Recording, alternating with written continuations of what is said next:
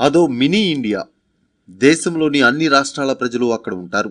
హిందువులు, ముస్లింలు, క్రైస్తవులు, జైనులు, తదితర మతాల వారు ఉంటారు. కార్మికులు ఉంటారు. కంపెనీల యజమానులు ఉంటారు. నిరుపేదలు ఉంటారు. కుబేరులు ఉంటారు. అదే మల్కాజ్గిరి లోక్సభ నియోజకవర్గం. దేశంలోనే అతిపెద్ద నియోజకవర్గం. నిన్న మొన్నటి వరకు మామ మల్లారెడ్డి ప్రాతినిధ్యం వహించిన ఈ స్థానం నుంచి ఇప్పుడు టీఆర్ఎస్ అభ్యర్థిగా ఆయన అల్లుడు మర్రి రాజశేఖర్ రెడ్డి బరిలోకి దిగారు. టీఆర్ఎస్తో అమీతుమీ తేల్చుకుంటా అంటూ కాంగ్రెస్ నుంచి రేవంత్ రెడ్డి నామినేషన్ వేశారు. మోదీ మేనియానే తనకు శ్రీరామరక్ష అనుకుంటూ బీజేపీ తరపున రామచంద్రరావు పోటీ చేస్తున్నారు. తెలంగాణ ఆంధ్రులు తమకే అండగా నిలుస్తారన్న ఆశ పెట్టుకుని జనసేన అభ్యర్థిగా బి మహేందర్ రెడ్డి రంగంలో ఉన్నారు.